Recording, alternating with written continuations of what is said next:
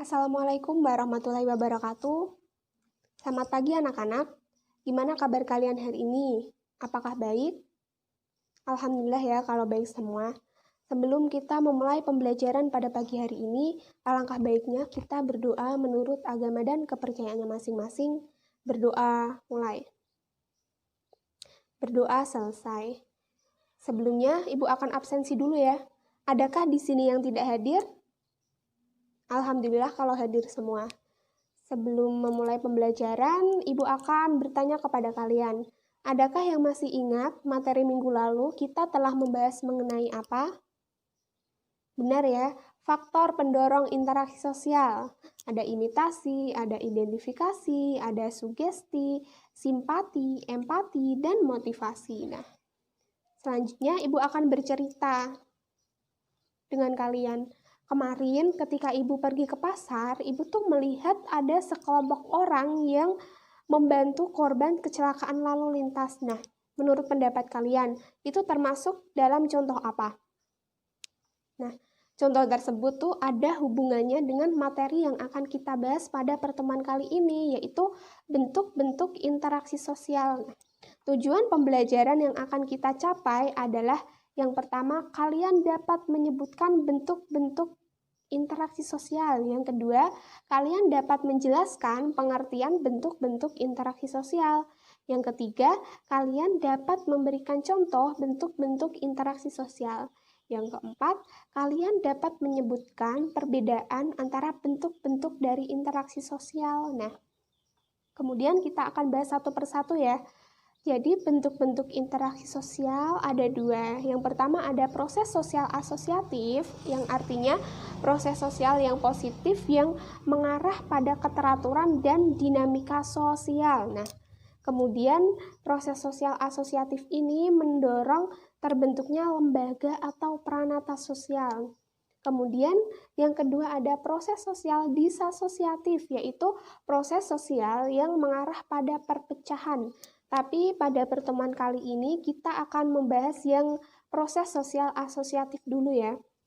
Yang terdiri dari 4 macam. Yang pertama ada kerjasama sosial, yang kedua ada akomodasi, yang ketiga ada asimilasi, yang keempat ada akulturasi. Nah, yang pertama ada kerjasama sosial. Nah, apa sih Bu yang dinamakan kerjasama sosial? Nah, kerjasama sosial ini merupakan suatu usaha bersama antara dua individu atau kelompok untuk mencapai tujuan bersama. Nah, kerjasama akan terjadi jika setiap orang yang akan berinteraksi memiliki kepentingan yang sama. Nah, kemudian di berbagai wilayah Indonesia sendiri itu kerjasama merupakan tradisi yang turun-temurun. Nah, yang biasa disebut apa?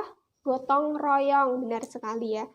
Kalau di Jawa itu disebut gugur gunung, kalau di Batak disebut raron, kalau di Manado disebut mapulus. Nah, kalau yang di Bali disebut arut kelut ketok semprong. Jadi, nama dari gotong royong sendiri itu beraneka macam ya, tergantung wilayahnya masing-masing. Nah, kemudian kerjasama dilihat dari bentuknya itu ada 4 macam. Yang pertama ada kerjasama spontan. Nah, apa sih yang dinamakan kerjasama spontan? Nah, kerjasama spontan itu kerjasama yang terjadi secara tiba-tiba tanpa ada perintah atau tekanan dari pihak manapun. Nah, contohnya apa Bu?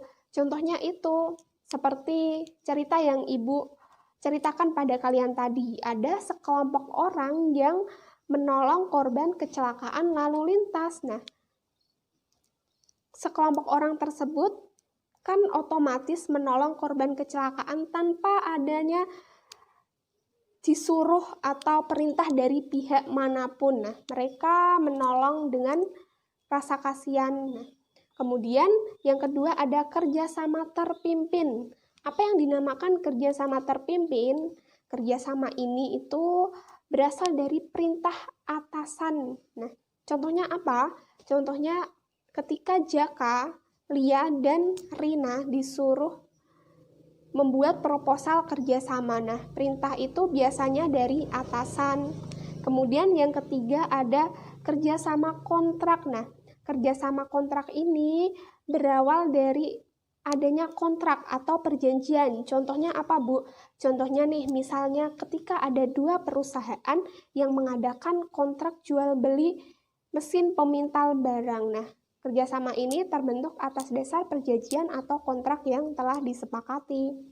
Kemudian yang keempat, ada kerjasama tradisional. Nah, kerjasama tradisional ini berasal dari tradisi atau adat. Contohnya apa, Bu?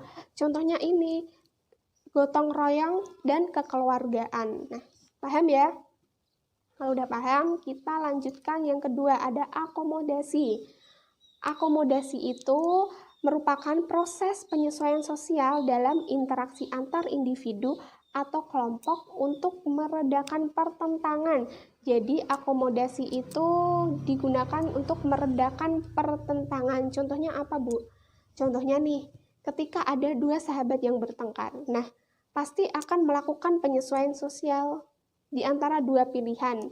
Yaitu yang pertama, mereka tuh akan berdamai atau meningkatkan konflik.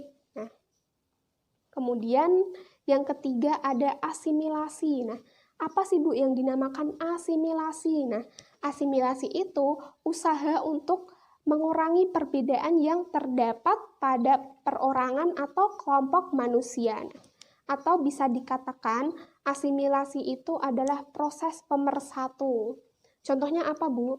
Contohnya ini, ketika ada sekelompok orang yang berasal dari Eropa datang ke Indonesia, kemudian mereka menetap, kemudian bercampur dengan penduduk dan menghasilkan sekelompok sosial Indo. Nah, kelompok sosial Indo. Kemudian yang terakhir ada apa? Akulturasi ya. Akulturasi ini merupakan sebuah kontak kebudayaan. Nah, atau bisa dikatakan peleburan dua unsur budaya yang berbeda tanpa menghilangkan ciri khas kebudayaan masing-masing. Kalau asimilasi tadi kan mempersatukan tanpa adanya perbedaan. Kalau yang akulturasi ini peleburan dua unsur budaya, tapi dua unsur budaya ini masih ada loh ciri khas dari kebudayaan masing-masing. Contohnya apa? Contohnya ini, ketika percampuran kebudayaan Hindu-Buddha Indonesia pada awal penyebaran agama Hindu-Buddha ke Indonesia. Nah, contoh nyatanya apa? Contoh nyatanya itu kalian tahu bangunan Masjid Agung Demak? Nah, itu merupakan contoh dari bangunan hasil akulturasi. Paham ya anak-anak sampai di sini? Kalau sudah paham, mari kita simpulkan bersama ya. Bentuk interaksi sosial itu ada 4 macam. Yang pertama ada kerjasama sosial, yaitu kerjasama atau usaha dua individu atau kelompok untuk mencapai tujuan bersama. Yang kedua ada akomodasi, yaitu proses penyesuaian sosial untuk meredakan pertentangan. Yang ketiga ada asimilasi, yaitu usaha untuk mengurangi perbedaan atau proses pemersatu. Yang keempat ada akulturasi, yaitu sebuah kontak kebudayaan atau peleburan dua unsur budaya yang berbeda tanpa menghilangkan ciri khas budaya masing-masing. Jadi kebudayaan masing-masing ini tetap ada ciri khasnya. Nah, itu ya. Kemudian tugas untuk minggu depan, coba kalian cari contoh dari masing-masing bentuk interaksi sosial selain yang Ibu sebutkan tadi. Nah, tugas tersebut dikumpulkan pada pertemuan minggu depan ketika pelajaran sosiologi. Paham ya semuanya? Kalau sudah paham semuanya, mari kita tutup pembelajaran pada pagi hari ini dengan berdoa. Berdoa mulai. Berdoa selesai. Sekian pembelajaran pada pagi hari ini. Jika ada salah kata, Ibu mohon maaf yang sebesar-besarnya.